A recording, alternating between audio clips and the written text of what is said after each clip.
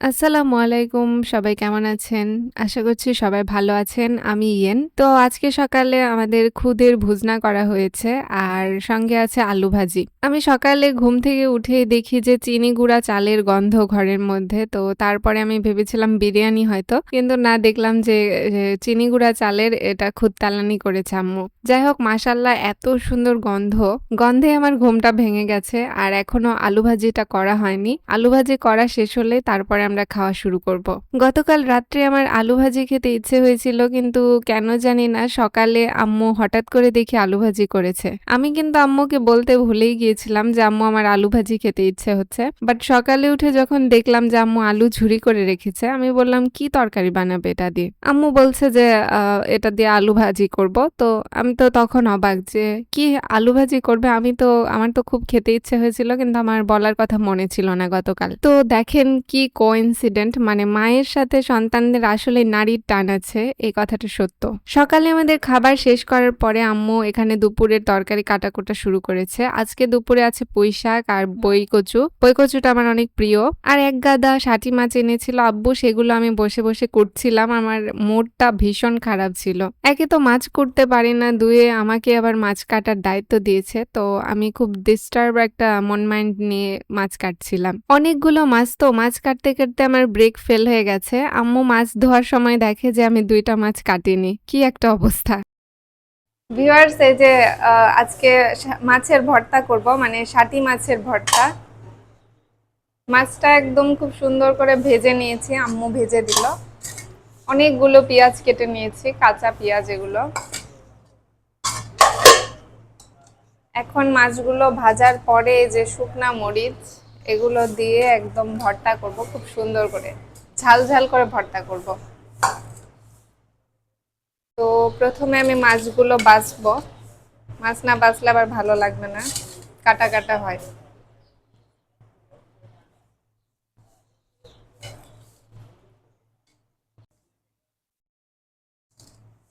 এই যে আমার মাছ।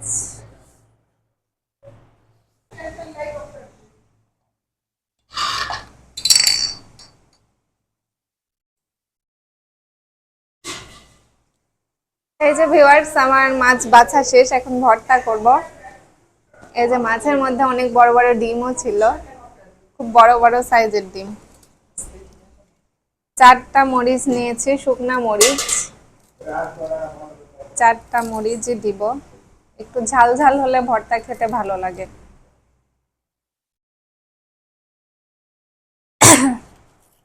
মরিচগুলো খুব সুন্দর করে ভেজে নিয়েছি মচমচে করে।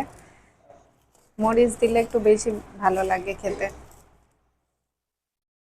আমি যদিও বা ঝাল অতটা খাই না, ঝাল খেতে পারি না বেশি, কিন্তু ভর্তায় একটু ঝাল ঝাল ভালো লাগে।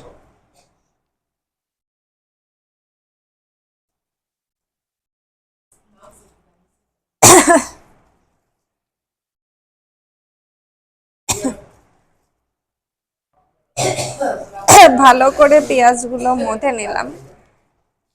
যত পেঁয়াজ মাখবো তত ভালো হবে, ভর্তা টেস্টি লাগবে। মরিচের খুব স্বাদ বের হচ্ছে।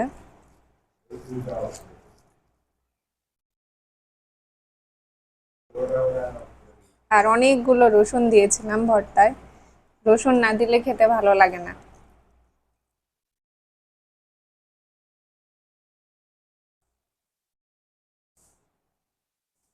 কাঁচা মরিচও কিন্তু এই ভর্তাতে দিয়েছি যখন সিদ্ধ করেছি মাছগুলো তখন। কাঁচা মরিচ, রসুন, বেশি করে পেঁয়াজ।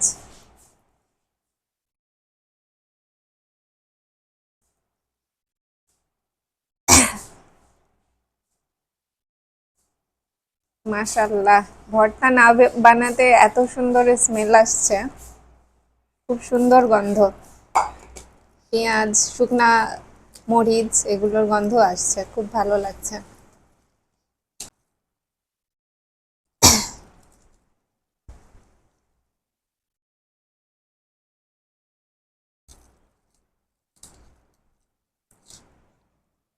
সরিষার তেল নিব।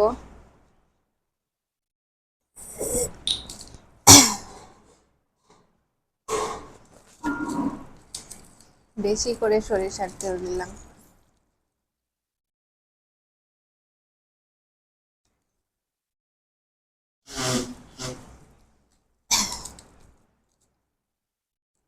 মাছগুলোর পেটে এত ডিম ছিল, মানে এরকম ডিম শাটি মাছে খুব সচরাচর দেখা যায় না। বর্ষাকাল তো এই জন্য ডিম হয়েছে মেবি।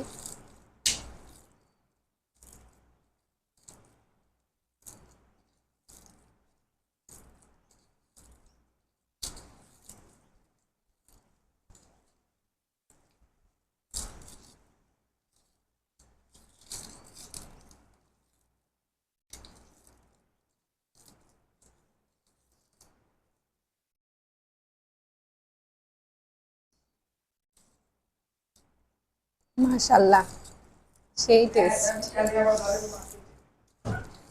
চরম টেস্ট।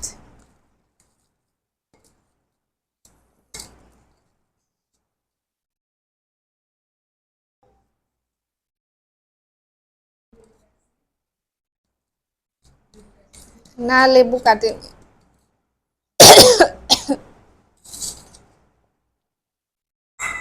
শুকনা মরিচের এতই স্বাদ, আমি কথা বলতে পারছি না। মরিচ ভাজা হয়েছে, ভাজার পরে একটু বেশি স্বাদ হচ্ছে।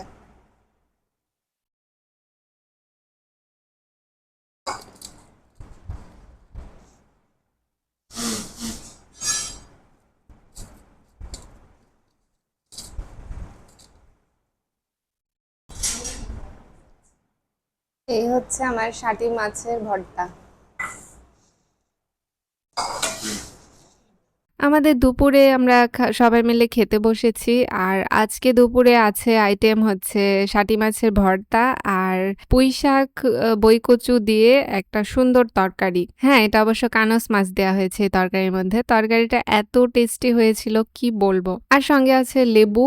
আমার ছোট ভাইয়ের জন্য আলু ভর্তা দিয়ে কাটলেট বানানো হয়েছে। আলু ভর্তার মধ্যে মাছও দেওয়া হয়েছিল অনেকগুলো। দাহাব যেহেতু কোনো তরকারিই খায় না, তো ওর জন্য প্রতিদিন প্রতি সন্ধ্যায় আলাদা রকমের তরকারি করতে হয়। ছোটবেলা থেকে আমার আম্মু এত কষ্ট করে যে আমার ছোট ভাইকে মানুষ করেছে, এত বড় করেছে, এই সম্পূর্ণটাই আম্মুর কন্ট্রিবিউশন। আর খুব কষ্ট করে ওকে বড় করতে হচ্ছে। আপনারা ভাবেন, একটা পরিবারে ধরেন 2-3 পদের তরকারি প্রতিদিন রান্না হয়, সেখানে আরেকজনের জন্য ভিন্ন করে আরেক পদের তরকারি রান্না করতে হয়। এটা কতটা কষ্টসাধ্য। কিন্তু যাই হোক, কিছুই করার নেই। ছোট ভাই যেহেতু খায় না, একমাত্রই ছেলে আমার মায়ের, তো আমার মাকে অনেক কষ্ট করতে হয়। আর আমার মা এটা হাসি মুখে মেনেও নেয়। বাট আমার কাছে এটা অনেক বিরক্তিকর লাগে, সত্যি কথা। তো যাই হোক, আমি প্রথমে মাছের ভর্তা দিয়ে ভাত খাওয়া শুরু করেছি আর লেবু দিয়ে মাখিয়ে মাখিয়ে খাচ্ছিলাম। মাশাল্লাহ, এতটা টেস্ট হয়েছিল আজকের ভর্তা। আমি ঠিক যেমন শাটি মাছের ভর্তা খেয়েছিলাম, আজকে ঠিক তেমনই একটা ভর্তা হয়েছে। শাটি মাছগুলো অনেক বড় ছিল আর পেটের মধ্যে ডিমও আজকে পেয়েছি। মাশাল্লাহ, শাটি মাছের যে এত বড় বড় ডিম থাকে পেটে, আমার এটা আসলে আগে আমি কখনো খেয়াল করিনি হয়তো, কারণ আম্মু মাছ কাটে তো আমি তো মাছ কাটি না। যাই হোক, মাছগুলো অনেক টেস্টি, অনেক মজার ছিল। এরকম ভর্তা হলে 3-4 প্লেট ভাত খুব সহজেই খাওয়া যাবে, কোনো ব্যাপার নয়। যাদের মুখে রুচি নেই তারা অবশ্যই শাটি মাছের ভর্তা ট্রাই করবেন। আর কানস মাছ দিয়ে, পুঁইশাক দিয়ে, কচুর বই দিয়ে এই তরকারি তো মাশাল্লাহ আরো অস্থির হয়েছিল। এখন অনেকে বলতে পারেন যে আপনার সব তরকারি কি অনেক মজা হয়, অনেক সুস্বাদু হয়? তো হ্যাঁ, অবশ্যই আমাদের সব তরকারি অনেক মজার হয়, অনেক সুস্বাদু হয়, আলহামদুলিল্লাহ। কারণ আমার মা যেহেতু পাকা রাঁধুনি, আর পাকা রাঁধুনির হাতের সব রান্নাই কিন্তু অনেক মজার হয়। তো দুপুরে খাওয়া ঝটপট করে শেষ করে আমরা মার্কেটে চলে এসেছি সন্ধ্যার দিকে। আজকে আমি আর আম্মু মিলে অনেক কেনাকাটা করব, আমাদের অনেক কেনাকাটা আছে। তো আমরা শপিং এ ঘুরছিলাম আর কেনাকাটা করছিলাম এটা সেটা। কিছুক্ষণের মধ্যে সন্ধ্যার আজান দিবে, তো আমরা একটু তাড়াহুড়া করছিলাম। আমি পর্দার জন্য কিছু স্ট্যান্ড দেখতে গিয়েছিলাম। তো পর্দা যেহেতু আমরা লাগাবো, স্ট্যান্ড লাগাতে হবে। আমাদের কনস্ট্রাকশনের তো কাজ কেবলমাত্র শেষ হয়েছে বাড়ির, এখন বাড়িটা সাজানোর পালা। তো ভিউয়ার্স, আমরা শপিং করার শেষে বাসায় চলে আসলাম। আসার সময় মোগলাই এনেছিলাম, আমাদের খুবই খেতে ইচ্ছে হচ্ছিল, মানে আমার আর আমার ভাইয়ের দাহাবের খুবই খেতে ইচ্ছে হচ্ছিল, তো নিয়েছি মোগলাই। সঙ্গে আছে নওগাঁর বিখ্যাত প্যারা সন্দেশ। প্যারা সন্দেশটা আমার অনেক প্রিয়, আর আজকে আমার ছোট ভাই আবদার করেছিল জন্য আম্মু প্যারা সন্দেশও নিল। মোগলাইটা নিয়েছিলাম, একটু বেশ পোড়া পোড়া লাগছিল, বাট মোগলাইটা মিডিয়াম রকমের ছিল, খুব একটা বেশিও টেস্ট বলবো না, কমও না, মাঝামাঝি পর্যায়ে। যায় আরকি। প্যারা সন্দেশ তো মাশাআল্লাহ এগুলো অনেক টেস্টি, অনেক মজার হয়। তো আমরা এখানে প্যারা সন্দেশও নিয়েছিলাম। সন্দেশ জিনিসটা আমার খুব ভালো লাগে। প্রতিটা সন্দেশই আমার অনেক ভালো লাগে। মিষ্টির থেকে আমার মনে হয় সন্দেশ কেনাটা ভালো।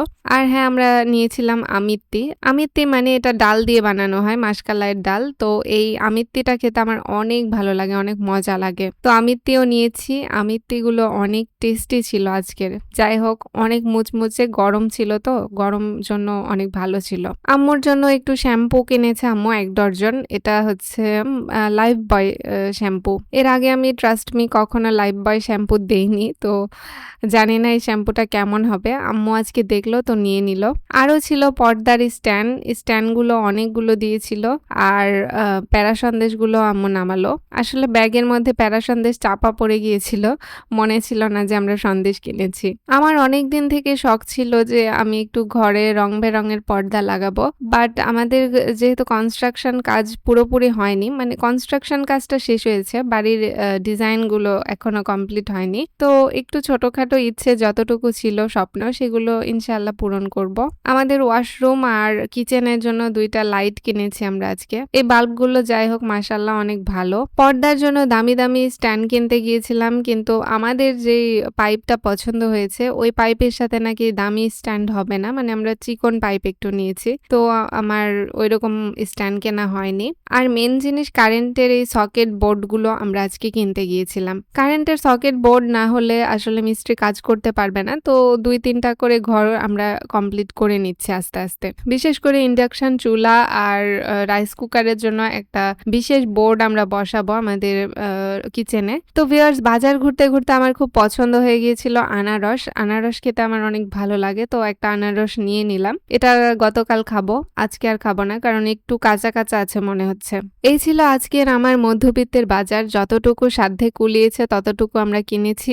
যাই হোক মাশাআল্লাহ, আলহামদুলিল্লাহ, আল্লাহর অনেক শুকরিয়া। মধ্যবিত্ত পরিবারের মজাই এটা যে আমরা যে স্বপ্নগুলো দেখি সেগুলো আমাদের আস্তে, আস্তে ধীরে, ধীরে পূরণ হয়। একটা, একটা করে স্বপ্ন পূরণ হয়, একটা, একটা করে স্বপ্ন নতুনভাবে মনে জাল বনে। একটা সময় আমরা ভাড়া বাসায় থাকতাম, আর ভাড়া বাসায় থাকার যে কি কষ্ট সেটা আমি হাড়ে, হাড়ে টের পেয়েছি এবং ছোটবেলা থেকে এটা উপলব্ধি করেছি যে নিজের একটা বাসস্থান থাকা কতটা জরুরি। নিজের বাসস্থান থাকলে আপনি যে কাজই করেন না কেন, দিন শেষে আপনি আপনার ঘরে এসে খুব শান্তিতে একটা ঘুম দিতে পারবেন। একদম নিশ্চিন্তে ঘুমাতে পারবেন এবং ঘুম থেকে উঠতে পারবেন। মাস শেষে শুধু আপনাকে কারেন্ট বিলটা গুনতে হবে, আর খুব জোর হলে পানির বিল। এছাড়া আপনার আর কোনো অশান্তি থাকবে না। আমার মনে হয় প্রতিটা মানুষের একটু কষ্ট করে হলেও প্রথমে বাসস্থান করা উচিত, তারপরে অন্যান্য কাজ। জীবনে সব স্বপ্নই আস্তে, আস্তে পূরণ হয়, কিন্তু সবকিছুর প্রথমে আমার মনে হয় বাসস্থানের স্বপ্নটা পূরণ করা উচিত। আমারও মনের মধ্যে অনেক স্বপ্ন আছে যে আমার নিজস্ব একটা বাড়ি হবে, যেটা শুধুই মাত্র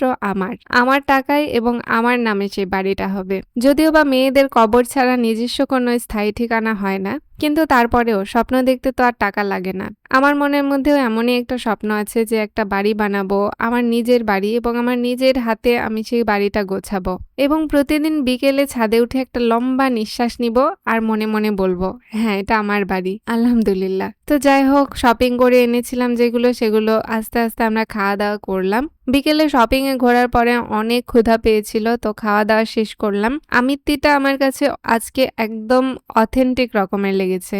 এই আমিত্তি খেতে আমার অস্থির রকমের স্বাদ লাগে। খুব টেস্ট ছিল এটা। যদিও আমি মিষ্টি খুব একটা পছন্দ করি না, কিন্তু এই জিনিসটা খুব ভালো লাগে আমার। বেশ কিছুদিন ধরে মেলার জিলাপি খেতে ইচ্ছে হচ্ছিল আম্মুর, কিন্তু আম্মুর জন্য জিলাপি কিনতে গিয়ে দেখি যে জিলাপির দোকান বন্ধ। তো সেখান থেকে আমরা খুব হতাশ হয়ে বাসায় ফিরে এসেছিলাম কয়েকদিন আগে। তো আজকে যেহেতু আমিত্তিটা দেখেছি, তারপরে আমি নিজেকে আটকাতে পারলাম না, দেন কিনেই ফেললাম। আজকের ব্লগটা এখানেই শেষ করছি। সবাই ভালো থাকবেন। দেখা হচ্ছে নেক্সট ব্লগে। আল্লাহ হাফেজ। সবাই ভালো থাকবেন, সুস্থ থাকবেন।